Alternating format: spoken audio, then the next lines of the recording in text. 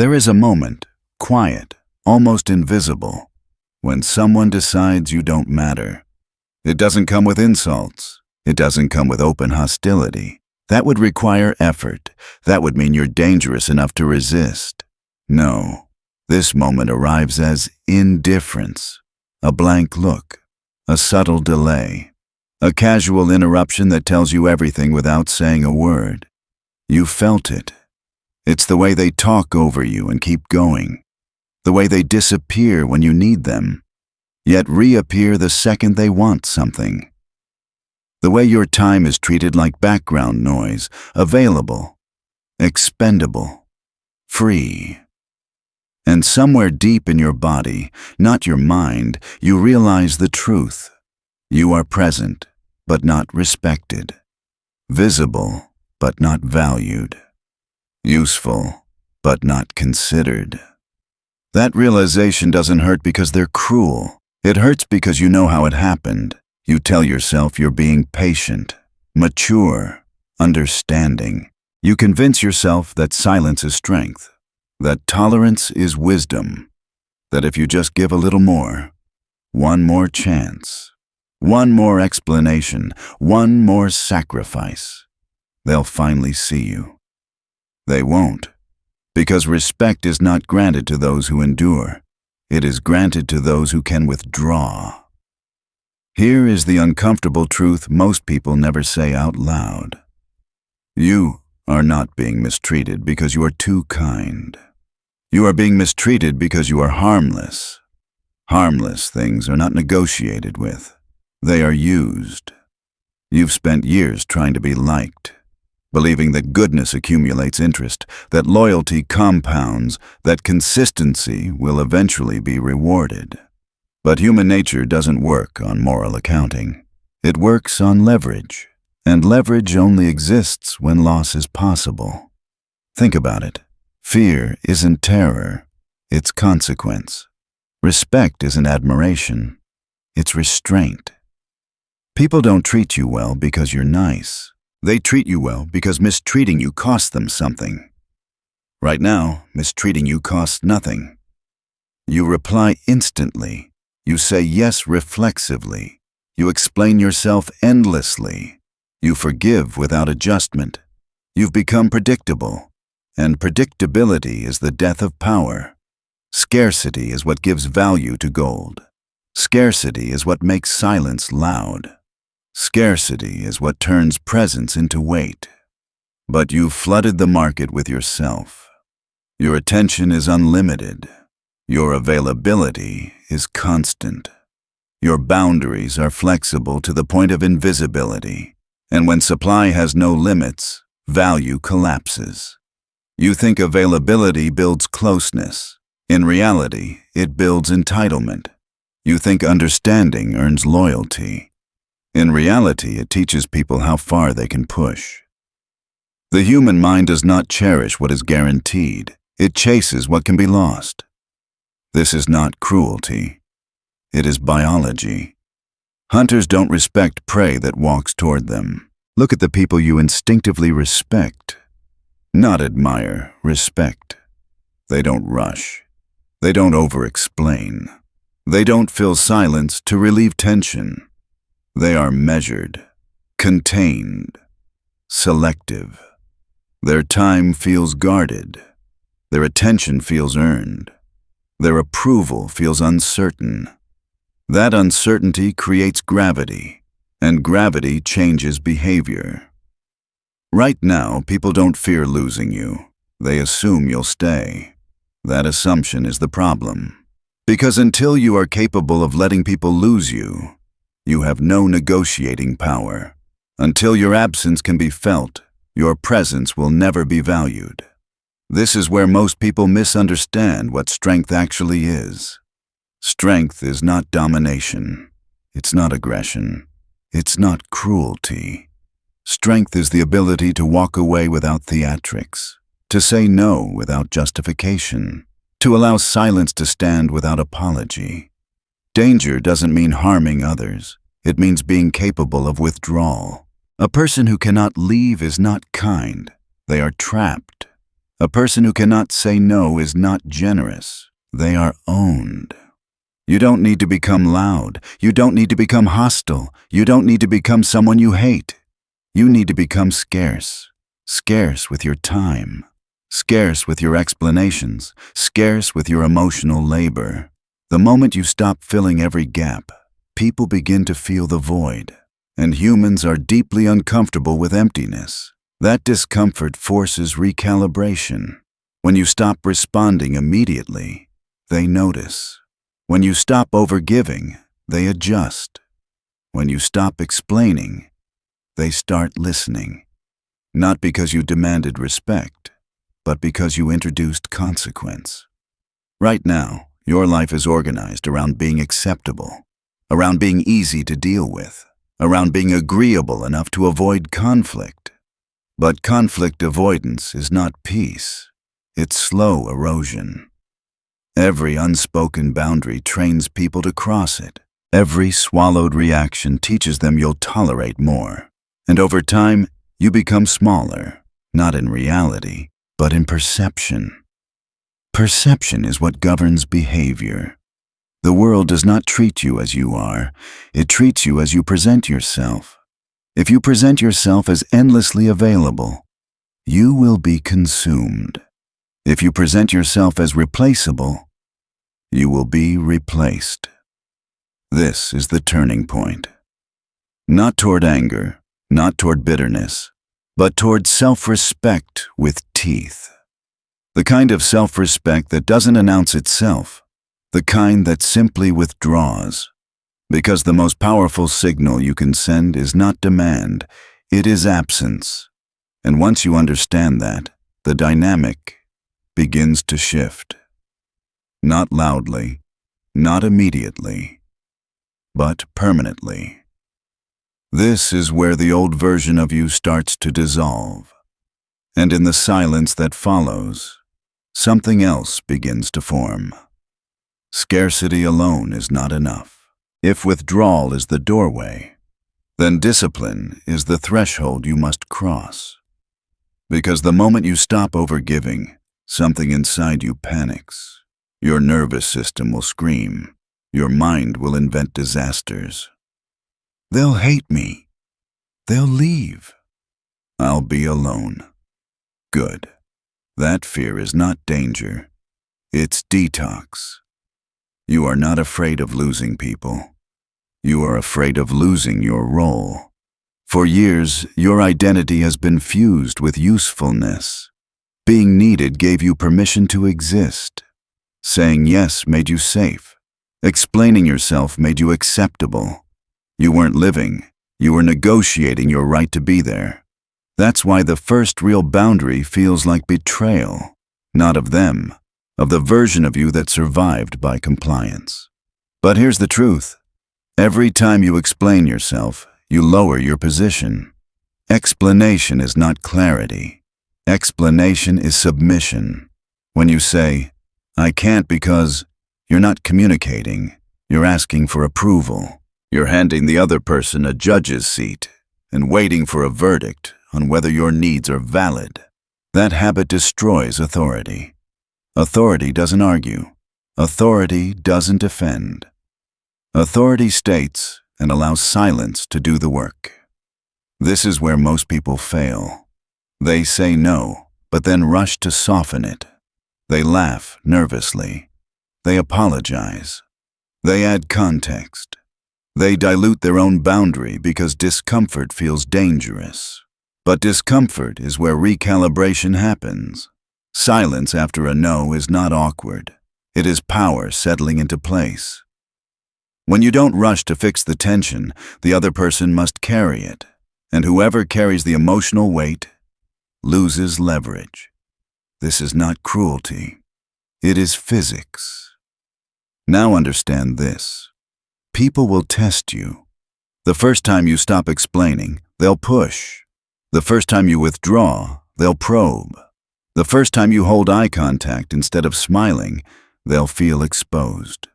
Expect reactions. Some will guilt you. Some will accuse you of changing. Some will become hostile. These reactions are not signs you're wrong. They are symptoms of entitlement collapsing. People don't resist boundaries because they're evil. They resist because they were benefiting from your absence of them. This is where a deeper rule applies. Never argue with someone who benefits from misunderstanding you. When you try to convince them, you re-enter their frame. When you stay silent, you keep yours. Silence does something extraordinary. It forces projection. They fill the gap with their own assumptions, fears, and insecurities. And in that process, they reveal more than you ever could by speaking. This is why strategic silence feels threatening. It removes predictability, and predictability is how people control you. Most people are not powerful because they're strong. They're powerful because others are readable. If someone knows exactly how you'll react, they can plan around you, manipulate you, exhaust you. Unpredictability breaks that map. Not chaos, not volatility. Calculated restraint. When you stop reacting the way you always have, the system destabilizes. You don't need to confront. You don't need to explain. You don't need to prove anything. You simply stop feeding the pattern. This is where the real transformation begins, inside the body. You slow down your movements. You pause before answering. You let 3 seconds pass where you used to rush. Those 3 seconds are not empty. They are heavy. They signal evaluation. The person who evaluates holds the frame. The person who rushes is already subordinate. Watch how dynamics shift when you stop filling space. When someone interrupts you, don't speed up. Don't fight. Don't apologize. Finish your sentence or stop entirely and let silence burn. Then calmly say, "I wasn't finished." No smile, no anger, no explanation. Neutral presence is terrifying to those who rely on emotional leverage. This is what it means to be dangerous without aggression. Danger is not volume, it's consequence. You're not trying to dominate others. You're reclaiming ownership of yourself. And ownership changes everything, because once you stop leaking energy, once you stop over-investing, once you stop performing, you begin to feel something unfamiliar. Stillness. In that stillness, your attention returns to you. Your time feels solid again. Your body stops bracing for approval. And here's the paradox. As you become less available, you become more interesting. As you speak less, your words carry more weight. As you stop chasing connection, people start tracking your movement. Not because you manipulated them, but because you stopped being free. Free things are consumed. Guarded things are respected. Now comes the hardest realization of all. Some people will leave. Not everyone deserves the new version of you. Not everyone can survive without access. Not everyone was there for you. Some were there for what you provided. Let them go. What you lose in numbers, you gain in clarity. Because the people who remain, or the ones who re-enter later, will do so on different terms. Your terms.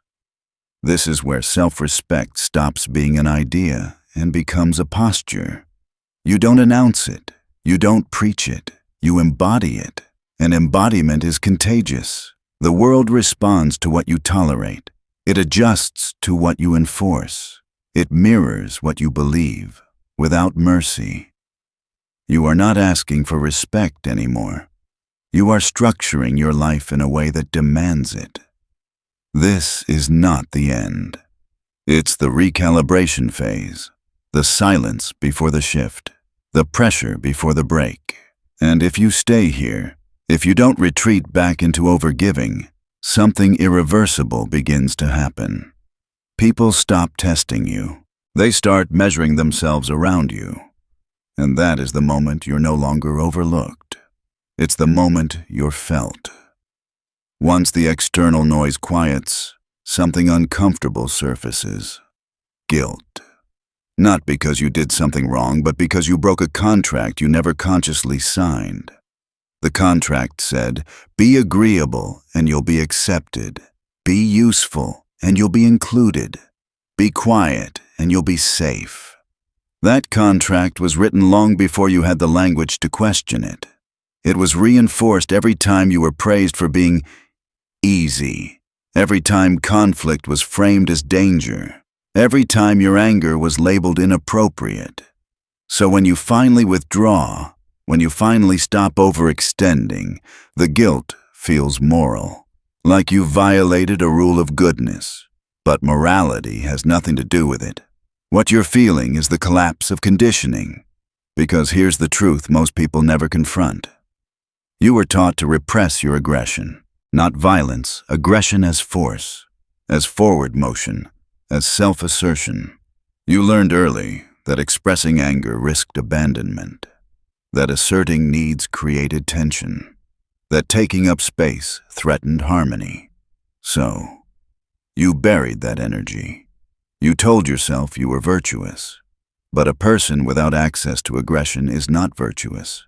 They are defenseless. A rabbit isn't good because it doesn't attack the wolf. It simply can't. And people sense this instinctively. They may not articulate it, but they feel it.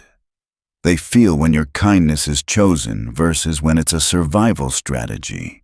They feel whether your generosity is abundant or desperate. They feel whether your patience comes from strength or fear. That's why kindness without power breeds contempt. Because unconsciously, people know. You couldn't stop me if you wanted to. Respect is born when others sense restraint, not incapacity. Think of the ocean. It's beautiful, calming, vast, but it's respected because it can destroy. No one respects a puddle. You don't need to become cruel. You need to become capable of leaving without warning, capable of cutting access without explanation, capable of letting discomfort exist without rushing to soothe it. That capacity changes your entire energetic signature. Predatory personalities, narcissists, manipulators, opportunists are exquisitely sensitive to this. They don't look for weakness in words. They look for it in posture, timing, tone, reaction speed. They hunt compliance. And here's the hard pill. Even good people lose respect for you when you don't respect yourself. Not because they're malicious. Because humans operate on hierarchy whether we admit it or not. When you signal bottom, the world responds accordingly.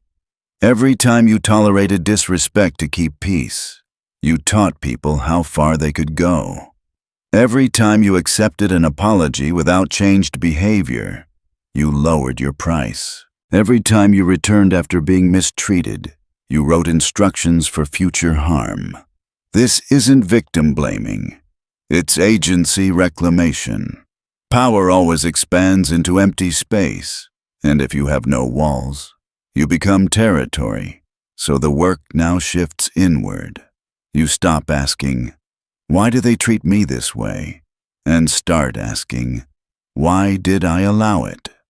Not with shame, but with precision. Where did you learn that your needs were secondary? Who benefited from your silence? When did you mistake being liked for being safe?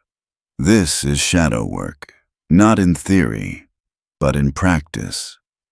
The shadow is the part of you that can say no without flinching, the part that can disappoint without collapsing, the part that can hold tension without explaining itself. You don't eliminate this part, you integrate it, because a person who integrates their shadow becomes grounded, unreactive, solid. They don't need to threaten. Their boundaries speak. They don't chase. Their absence teaches. They don't over-explain. Their silence evaluates. This is where the transformation becomes visible. You move slower. You speak less. You stop narrating your inner world. You listen, not to respond, but to observe. And observation gives you something you never had before: leverage. Because when you stop bleeding in public, people lose access to your vulnerabilities. When you stop narrating your struggles, others lose the map to your pressure points. Vulnerability is not weakness, but misplaced vulnerability is self-sabotage. You don't share wounds with people who haven't proven they won't use them. To the world, you become composed, unbothered, unreadable. This unsettles people. They were used to your transparency, used to your explanations, used to your emotional availability.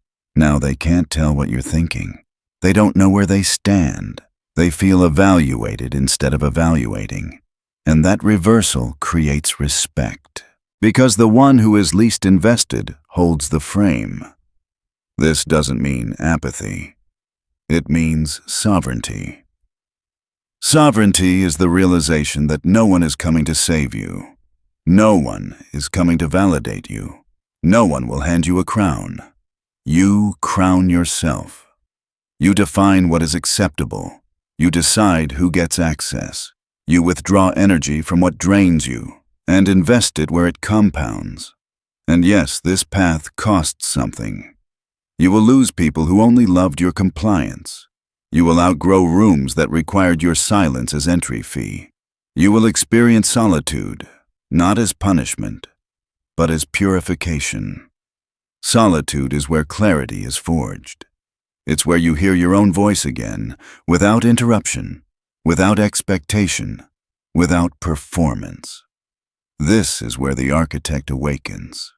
You stop being a brick in someone else's structure. You start building your own fortress. And from that place, something irreversible happens. You don't need to demand respect anymore. Your presence commands it, not loudly, not forcefully, but unmistakably.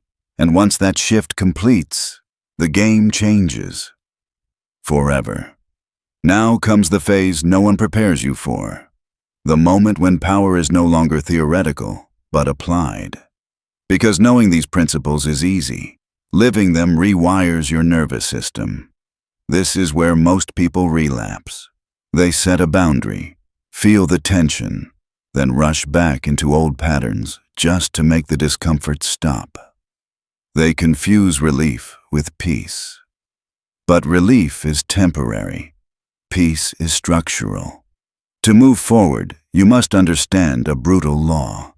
People don't change because you explain yourself. They change because the environment changes. Words don't retrain behavior. Consequences do. If someone disrespects you and nothing happens, the lesson is reinforced. If someone crosses a line and you remain available, the line dissolves. So the work now is not emotional. It is architectural. You stop managing impressions and start managing access. Access to your time. Access to your attention. Access to your emotional bandwidth. These are not expressions of love. They are currencies. And currencies lose value when they're handed out without discrimination. This is where selective generosity becomes essential. Generosity feels noble when it comes from abundance. It becomes slavery when it comes from fear. Ask yourself a simple question before every yes. Will this cost me resentment later? If the answer is yes, it's not generosity, it's self-betrayal. You don't owe everyone your labor. You don't owe everyone your listening. You don't owe everyone your availability. Your yes must be expensive. Because an inflated yes, given to everyone, means nothing. Introduce the no. Not dramatically, not defensively, simply. No. That doesn't work for me. I'm not available. Then stop. No justification, no cushioning, no apology. The silence that follows is the test. Some will respect it immediately. Some will push. Some will guilt you. Pay attention. Anyone who reacts with anger to your boundary was benefiting from its absence. That reaction is not proof you're selfish. It's evidence you're reclaiming territory. Think of a child denied candy. The tantrum isn't injustice. It's entitlement being interrupted. Do not negotiate with entitlement. Stand still. When you don't flinch, something remarkable happens. The hierarchy resets.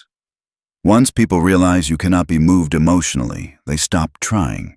They adjust their behavior because the cost-benefit analysis changes. This is how respect actually forms, not through persuasion, but through friction. Now understand the deeper layer. Your behavior trains people how to treat you, but your energy tells them whether to try. Energy is communicated through pacing, posture, silence, eye contact. When you rush, you signal need. When you pause, you signal choice. When you over-explain, you signal insecurity. When you state and stop, you signal authority. Authority doesn't announce itself. It's felt. This is why slowing down is critical. Insecure people move fast, as if time itself might abandon them. Grounded people move deliberately. They are not stealing space. They are occupying it. When you slow your movements, you give your presence weight. When you slow your speech, your words land harder. When you allow pauses, others fill them and reveal themselves. Silence is a vacuum. People will talk themselves into exposure just to relieve it. This is how you begin to see clearly. You stop listening to words and start watching actions. You stop hoping and start observing patterns. You stop believing promises and start trusting evidence. Words are cheap. Behavior is expensive. Anyone can say, "I respect you." Few will respect a boundary when it inconveniences them. Believe what people do when there's a cost involved. This shift alone will eliminate most confusion from your life. You will stop being surprised by disappointment. You will stop being shocked by betrayal. You will stop over-investing in people who don't reciprocate, because you are no longer operating on fantasy.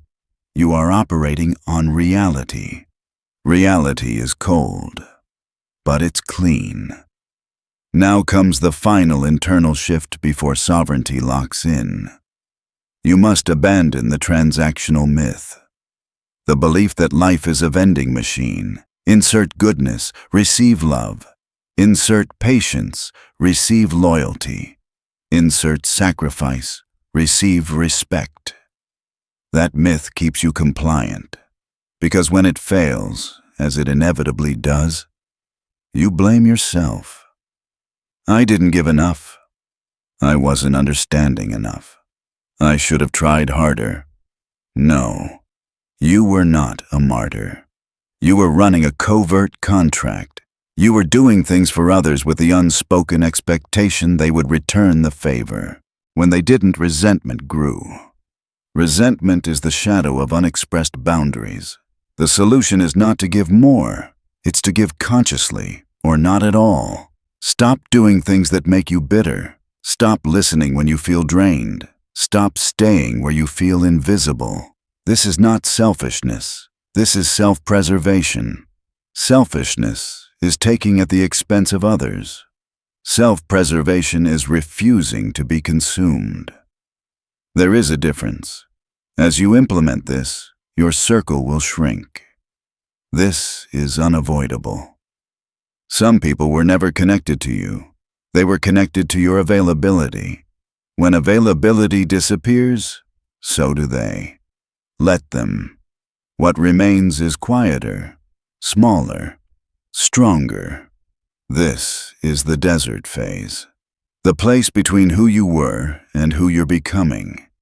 It feels empty because the noise is gone. It feels lonely because the performers left. But this is where clarity is born. In this silence, you rebuild not your image, but your spine. You begin to trust yourself again. You stop scanning faces for approval. You stop asking permission to exist. And once that internal authority stabilizes, something changes externally. People stop trying to control you. They stop testing your limits. They approach you differently, not because you demanded respect, but because you became someone who could withdraw it. and that whether anyone admits it or not is the foundation of power. Now we arrive at the final threshold, the point where the old life can no longer be returned to. Because once you see this clearly, you cannot unsee it. Respect is not requested. It is enforced, quietly, structurally, relentlessly. You've learned that power is not loud. It does not posture. It does not argue. Power is the ability to walk away without resentment. This is the ultimate leverage.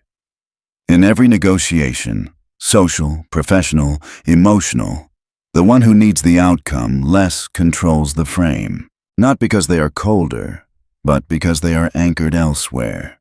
Need is visible. Detachment is felt. This is why the walk-away position changes everything. If you cannot lose the job, you are owned. If you cannot lose the relationship, you are controlled. If you cannot stand alone, you will always be bent. The goal is not isolation. The goal is independence of validation. When you know, deep in your nervous system, that you will be fine without them, your energy shifts. You stop grasping. You stop negotiating. You stop performing. And paradoxically, this is when people lean in. Not because you're chasing, but because you're no longer chasing. This is the iron law. The one who cares less wins. Now comes a principle that seals sovereignty. Never bleed in public. Vulnerability is sacred, but only with those who have proven loyalty through behavior, not words. Every complaint spoken to the wrong person becomes ammunition. Every confession given prematurely becomes leverage against you.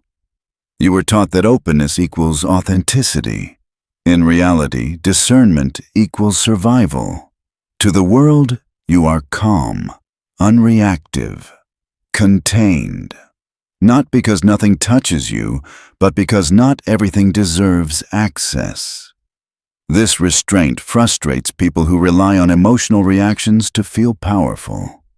They want to provoke you, rattle you, pull you off center. When they fail, they feel small.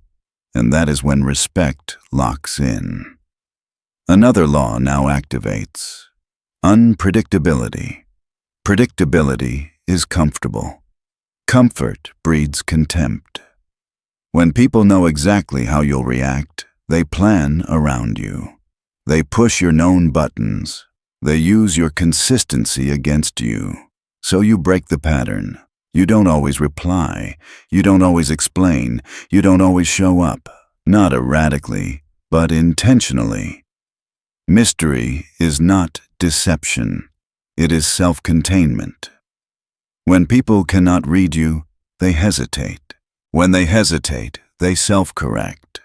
When they self-correct, you gain space. This is not manipulation. It is deterrence. The unreadable man is the ungovernable man.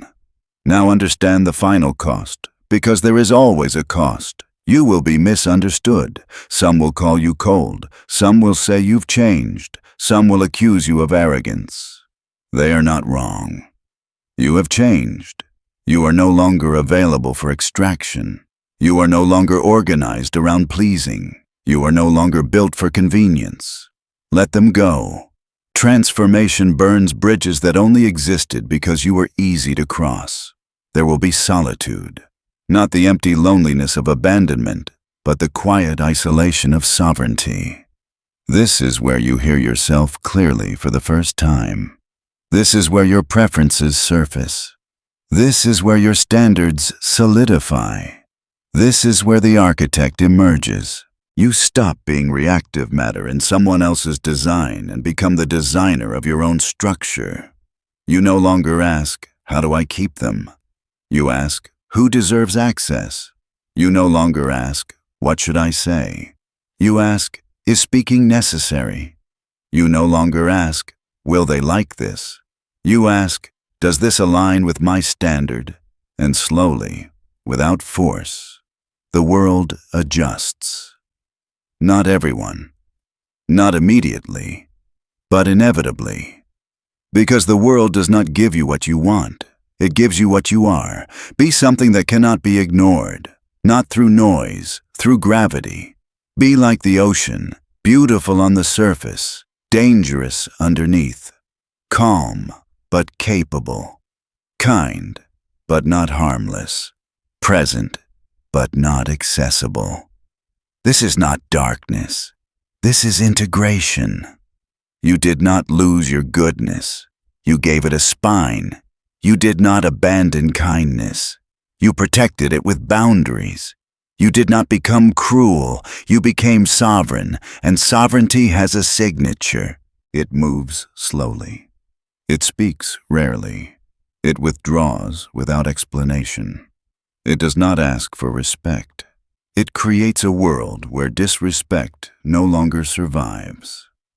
From this moment forward, the choice is simple. Return to comfort.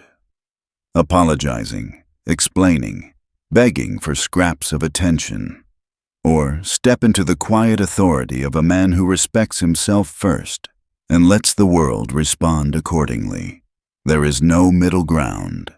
Choose, and once you do not look back.